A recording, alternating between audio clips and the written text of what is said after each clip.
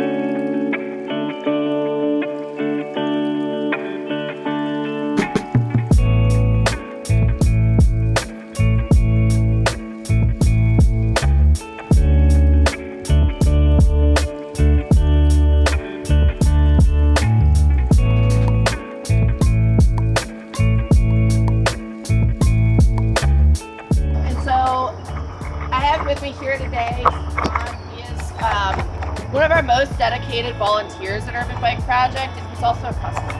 And we just invited him to come out and share a little bit about his own experience with mobility and what this trail has been for, this, in particular, this extension. It's kind of created an important connection. But currently, this extension is scheduled to go all the way through to Airport Road and hopefully beyond, access to Hope Center. From here you can access this building right here is the Social Services, Social Security office for those of us who want to ride our bike or walk here. Make it more convenient to get there. Newcastle County Administrative Buildings, which is a little further down the road, and as I said, Hope Center is off of Airport Road. Hope Center is being the homeless center where I'm currently living. I've been homeless now for 5 years.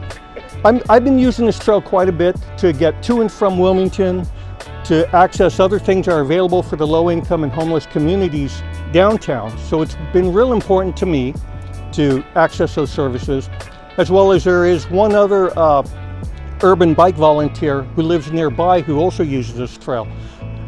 And it's been a lot nicer to take this trail than to risk it going down the 141 to the Route 13, which is really unsafe for bikers. There's been some biker death and pedestrian deaths down there that I know of, one being a friend of mine. And it's just been much nicer and much more peaceful to take this trail. There's deer. This extension here, there's a lot of deer out here from the people down in the houses that feed them. And 4 out of 5 times I'll see deer out here along the trail, which is nice and soothing. I'm using this trail to access the services downtown. So is a friend of mine at Urban Bike Shop, where I'm doing a lot of repairs on the bikes, getting them ready for them to be given out to other low-income and homeless people so that they may access work, shopping, and other resources more easily. I'm also going downtown. I used to have a bike trailer. Unfortunately, I had a heart attack in September, so it's been a little harder for me to get on a bike.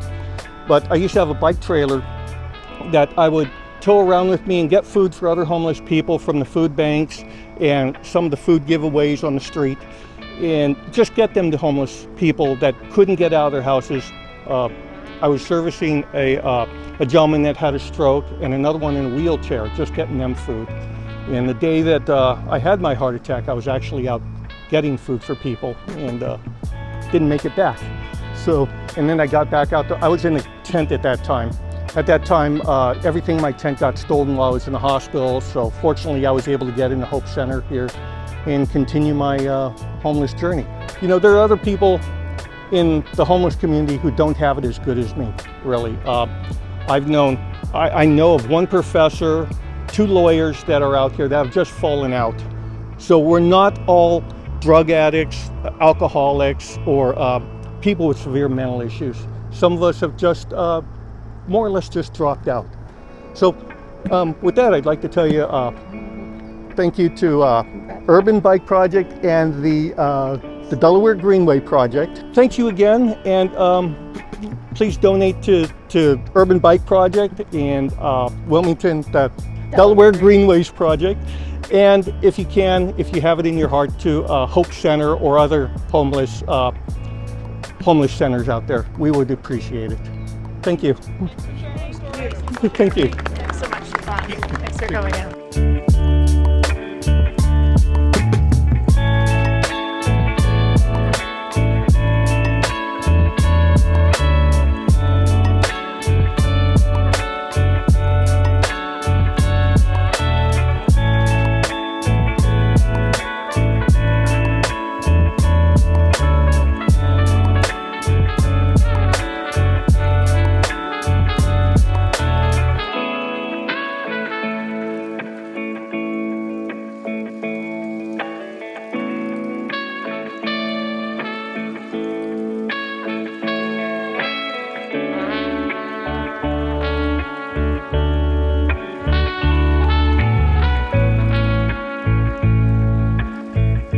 Well, good morning, everybody, and thank you for coming here and stopping along your Freedom Ride today. My name is Faith Kuhn, and for the past several years, along with some very dedicated volunteers, I've been working to renovate this cemetery.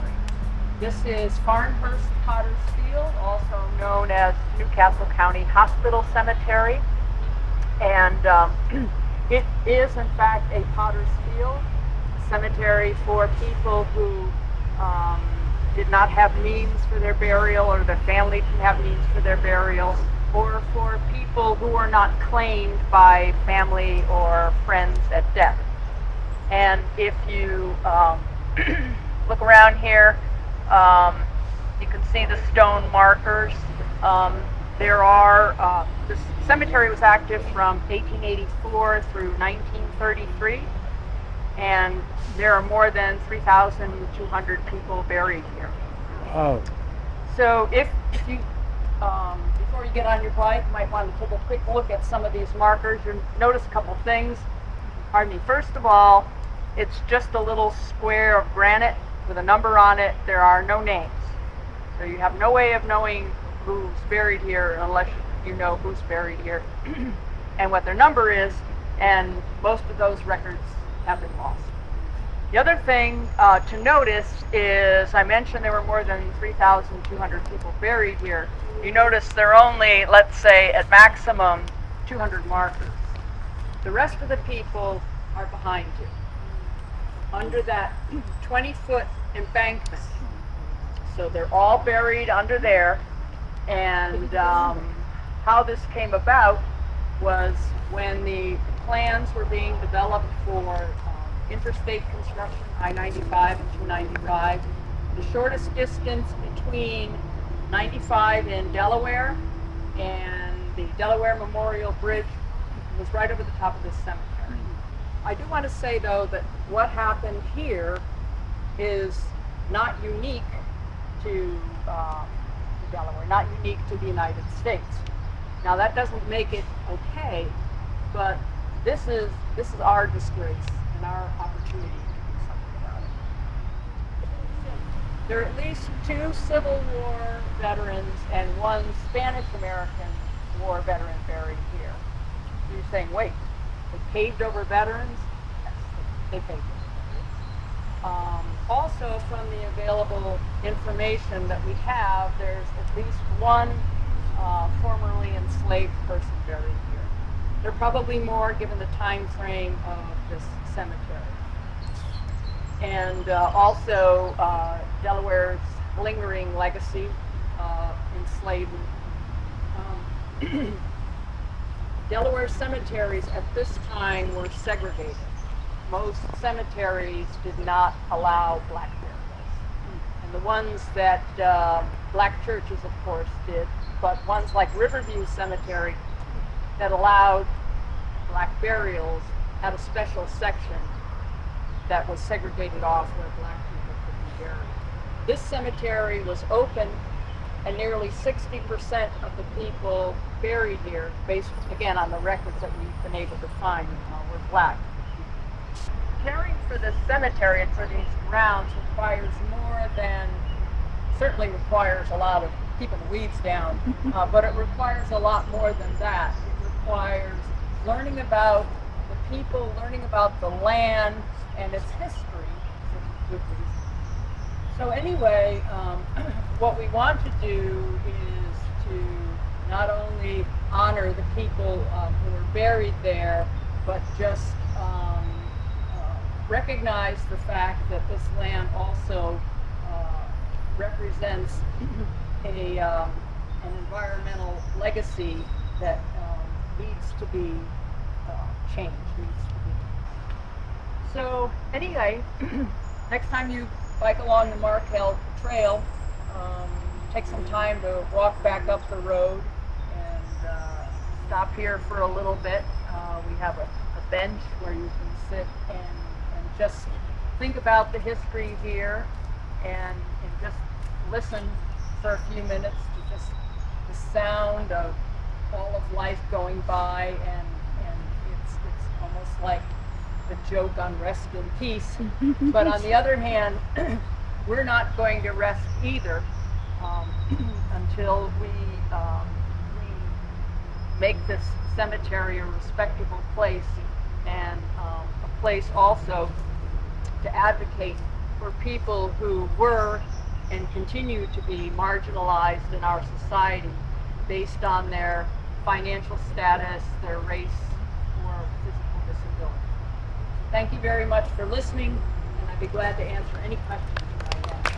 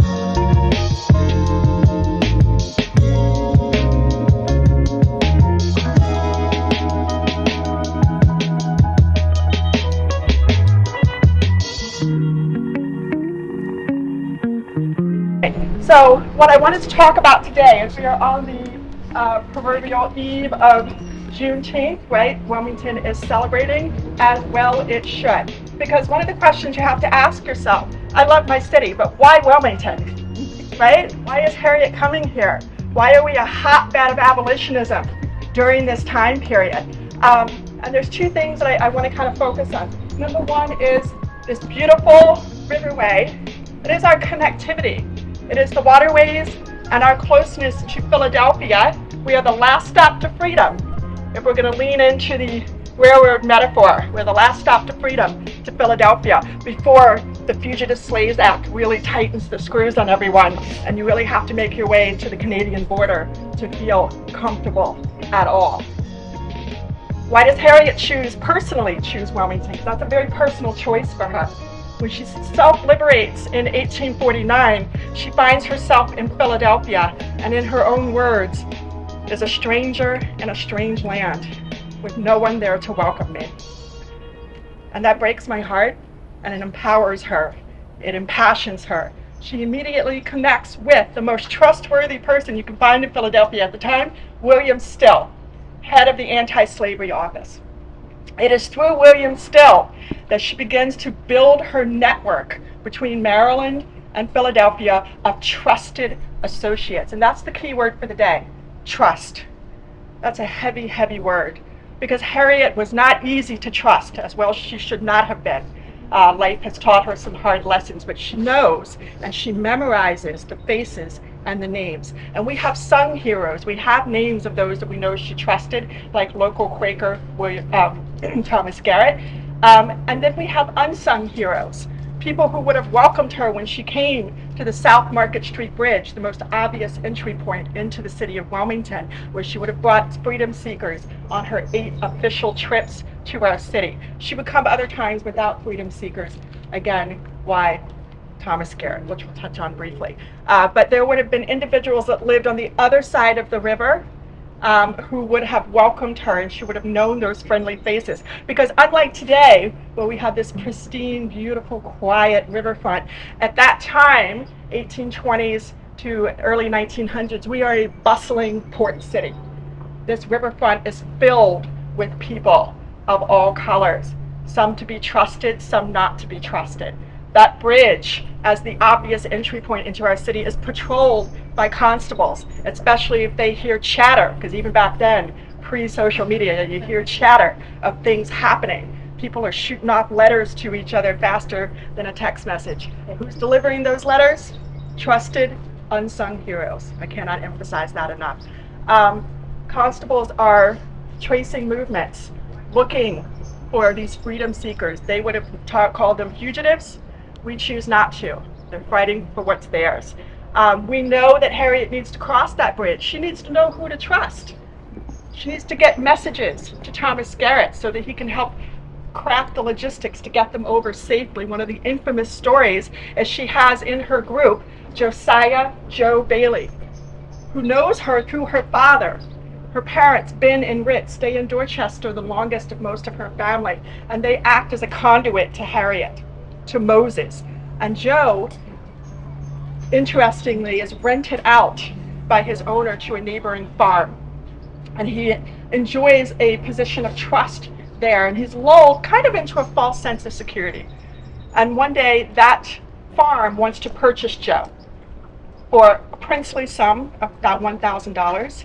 And he reports for work with an understanding that he's going to be treated as he was treated previously, and instead he is told to strip down and prepare himself to be beaten. And he is confused. Why? Why are you doing this to me? And the answer is, I'm treating you the same as I treat any new property. You need to know who's in charge. And Joe has to make a decision in that moment, a heartbreaking decision, to submit or to fight back. And we know that the consequences of fighting back are even more dire. But in that moment, he makes a critical decision: never again. Never again will this happen to me. He makes it to Ben Ross, Harriet's father, and he says, you let me know when Moses is coming back. I'm getting out of here. And she does. Moses returns to Dorchester County. She picks up Joe. But Joe is a very wanted man. There are posters of him up and down, wanted, for a handsome reward. So that bridge is being patrolled actively by constables. She manages to take her party of about 5 folks, secrete them into various houses on the opposite side of the river, get word to Thomas Garrett, we need to cross the bridge. And what does he do? He enlists 2 free African-American masons, bricklayers, to go about their business as they would do every day, with a carriage, a cart, filled with straw. Normal course of business. Joking, acting boisterously, nothing to see here. They cross over, they pick up the freedom seekers, they hide them under the haystacks and safely convey them to Thomas Garrett's home on Shipley Street. From there, they make arrangements after a hot meal, change of clothes and shoes, to get them to the next points. Philadelphia is no longer safe at this juncture. They need to continue on. When Harriet says she's going to get you all the way there, she means it. She takes them all the way to the Canadian border. They get to the Niagara Falls Bridge, and she tries to rouse Joe out of his depression. He knows the heat is on them because of him. And she says, Joe, we've made it. You've made it. You've almost shook the lion's paw, referencing Queen Victoria. And he starts to buoy his spirits and understand that freedom is close at hand. Granted, he starts whooping and hollering, and she says, I need you to calm down. We're not quite there yet. So again, why? Why here? Trust. She's got this trusted network. Her most trusted friend here, and the thought that I would like to leave you with today as you continue your journey, Thomas Garrett. As I said, it doesn't make sense on paper. It doesn't make sense until you read his letters and understand the profound sense of respect that he has for this woman, intellectually, religiously, spiritually. He holds her in an amazingly high regard, and he actively worries about her when he doesn't hear from her. And there is this moment in their life that I think perfectly underscores their friendship, because it is a true friendship to me in every sense of the word. And Garrett writes a letter to his supporters in Europe saying, Harriet stopped by to visit. For a visit. She's stopping by. She's always a woman on a mission, though. She knocks on his door. He opens it, and apropos of nothing, she says, I need $25. Today, if your friend opened the door and said, hey, I need $100, depends on the friend, right? So Thomas Garrett decides to do what I would say no one else would dare to do, which is have a little fun with Harriet, because she is a very serious woman. But I want you to understand that even in the darkest of times, there is love and there's a little bit of laughter, because we're human beings. So he says to her, what makes you think I have $25 just here waiting for you? And she says, I can imagine her rolling her eyes, Thomas, the Lord would not have sent me to you if you did not have exactly what I needed. And she is always right, because supporters of his from Scotland had sent money via the post just a few days prior, equaling $25. Harriet knew she was provided. He welcomes her in, and I can imagine that his home is one of the few places she could set down her mantle as Moses and simply be Harriet for a few minutes and have a cup of tea in a safe environment. So hopefully that helps us to understand why Wilmington, the amount of sheer trust that we have to have in this network of collaborators, and importantly, the work still needs to be done. After the Emancipation Proclamation in 1866, Garrett says, I'm so happy to have lived to see this day. I hope those same rights and privileges are extended to Native Americans and the Chinese. The work is not done. For sure, Harriet was not happy that the right to vote was only extended to black men. She worked very hard for that. It should have been extended to women as well. Well into her 70s and 80s, she spoke at the side of Susan B. Anthony in New York, Boston, and other major stages, pushing, advocating for the vote for women. She would have been a little salty to have missed it by about 2 years, just shy. But she made it happen. She made a lot of things happen. And we celebrate that today because Wilmington is a place of trust and it's a place of collaboration. And hopefully we can continue to celebrate that today with all the Juneteenth festivities as you continue along, and sit with that. The work gets done. It continues to need to be done. It only happens when we work together. Thank you. If you have any questions, I welcome them. And I have resources for you so that hopefully you can continue to investigate and learn, because you can take those bikes and enjoy the byway.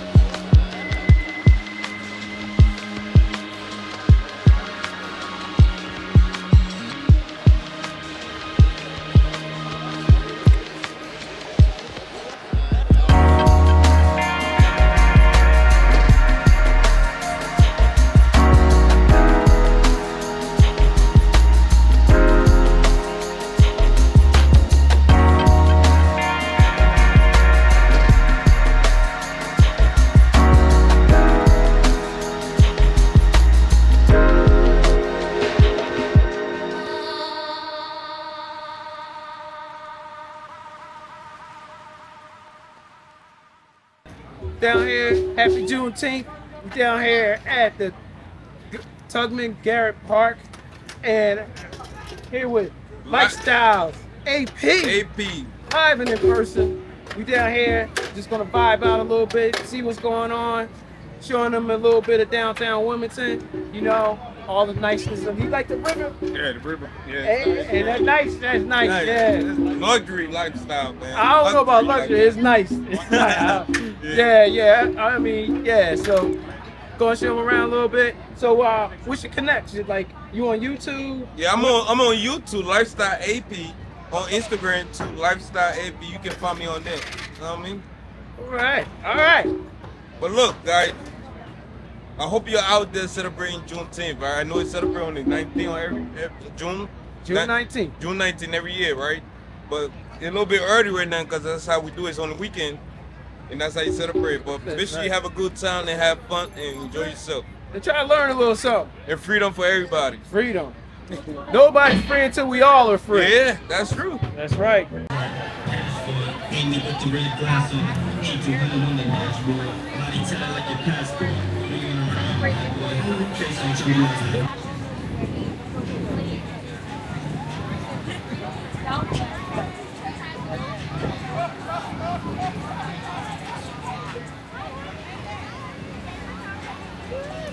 got Miss Juneteenth down here. Yeah, Miss Juneteenth.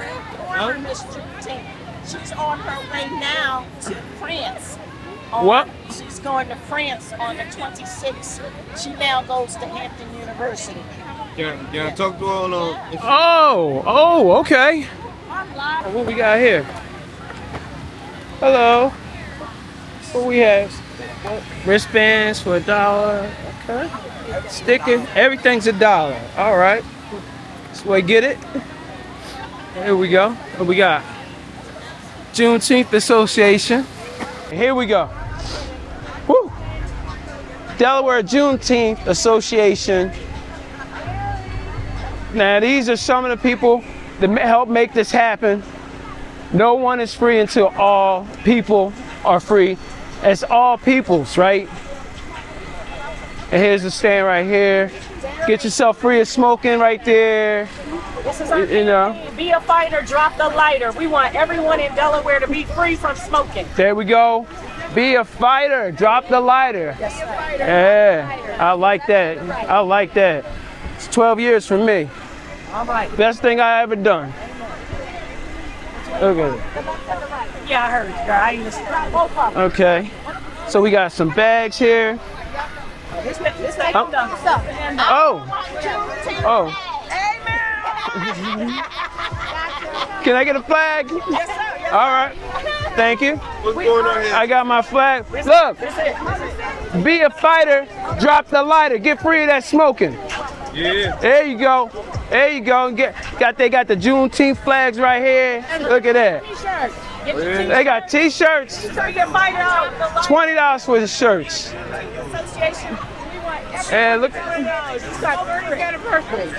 Oh, look at they got the T-shirts. You got free snacks and free bread. Free snacks. Yeah, look at it. Shirts is 20, flags is free, the bags is free. There you go. They got some soda. Let's see. There they go. There they go. We got a couple representatives. Delaware Historical Society. Right there. Lot of history in Delaware. They don't call it the first state for nothing. Way off in the deep end like usual. Swear they passed us, they doing too much. Panic on my taxes, I'm too turned up. You got your vendors out here. Fresh designs. Look at them colors.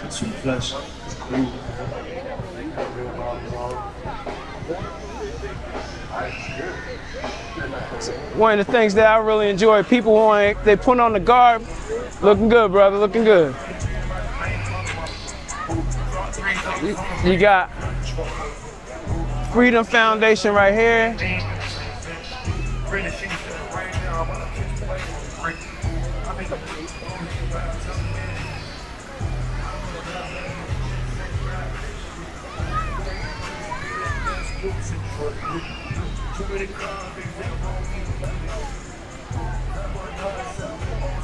Dreams of Faith right here.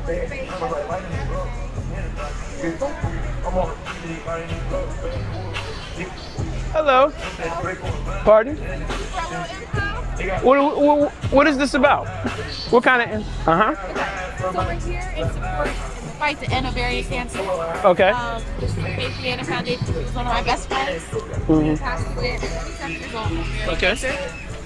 It's mostly something. Do you want me to hold this? Oh yeah. It's mostly people recognize as a cancer that affects women 50 and older. But again, my friend was 27 years old and didn't have the proper education or knowledge to know what screenings to get or how to advocate for herself in those situations. So what her parents have done the past couple months, we're able to get a bill passed that enables women to get the screenings and the care that they need for those who are suffering or fighting against ovarian cancer themselves. And it's named in her memory. So the Faith Deanna Johnson Act was passed to help women advocate for themselves and take care of themselves under this condition. So what we're here for today is really just to raise awareness. There's more cancer than breast cancer out there, and it's more things that we can educate, especially the women in our families about. So thanks for taking the time. Thank you. If you'd like to volunteer, I know anyone who wants to volunteer for a cause like this. We have cards here. You can write your name down to participate in a walk run. Okay. Do twice a year. You do? Once a year. Once a year. But when does it happen? September. During September. Ovarian Cancer Awareness Month. Ovarian Cancer Awareness in September. Okay. And I'm just going to take a quick. Please do. I'm going to take. Oh yeah, you know what? I'll just take it with me. On there if you have Okay. about volunteers you can add on. Okay, and this is the color for ovarian cancer. Yes. Okay. It's not always about the red. That's right. That's right. Okay. All right. All right. Well, thank you all, and continue. Thank you.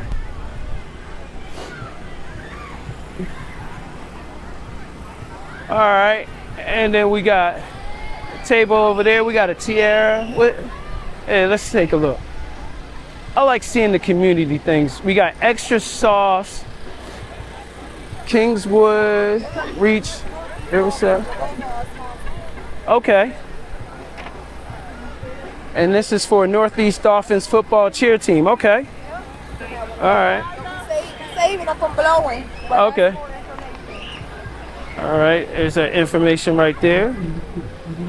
All right. Thank you.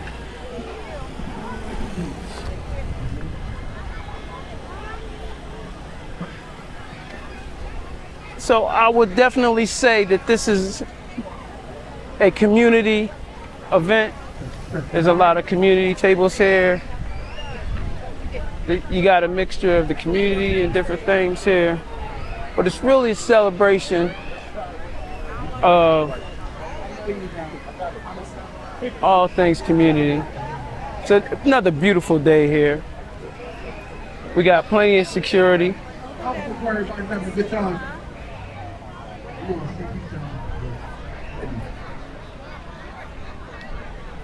If you don't know what CP time is, we got cakes in the jar.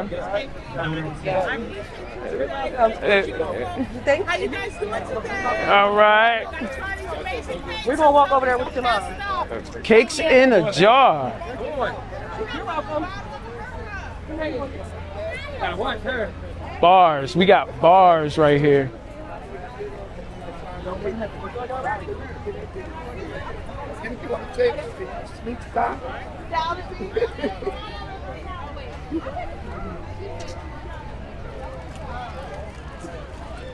make sure you check out all the vendors that we have.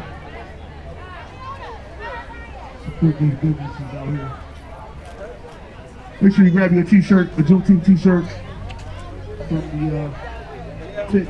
Oh, the tent burn house. Hey, how you doing? That is the tent where they're selling Juneteenth t-shirts. Oh, Oh yeah. who's this for? They definitely got something on the merchandising right here. All right. BlackVotersMattersFund.org. Okay. Hey, we got fans. Orchestra coming up. Okay. So which one do you? I'm coming right now, bud. Ingleside Homes. Retirement apartments. Okay. Retirement apartments, we have apartments available. Okay, you got apartment? And All right, no waiting we do list? have Okay. the orchestra. Delaware Center for Justice. Oh yeah. They help get your records expunged. There it is. I know. Got a friend of mine that helps out with this. There you go. That's right. You would not believe how many companies, when they see that you might have been incarcerated, they automatically say no. They say it doesn't matter, but it does. Don't. It does matter. But if you got a record, come see these people though. Come see us. Come see them. Don't worry about it. Don't hide in all that shame and guilt. Get your thing clean. Yes. I ain't gonna say too much, but it helps me out a lot. All right. Thank you for the work that you do. Thank you so much. I appreciate it. All right, there we go. We got the medical center right there. See, this is like about a lot of community out here. A lot of community projects. You can just come out here. So this is about a lot of community out here. There's a lot of community. You can get some resources, talk to some people. Like if you got a record, you can talk to them about it. If you need housing, there's another thing you can talk about. I was talking to some people about teenage homelessness. I was talking to some people about retirement homes and all kinds of things. They even got free water, some snacks. They got a bounce house over there. There's all kinds of things that you can do at this celebration. There's music, bands, all kinds of things. And you're right here along the waterfront. It's a beautiful day. So get out and see the rest of the city. I'm telling you, you never know what you'll see when you get off that block. Let me stop there. All right. So this is Day One Adventures at the Wilmington, Delaware Juneteenth celebration at the Tubman Garrett Park. Thanks for joining me. And until next adventure, remember, take care of each other. Peace out. And I'll see you all soon.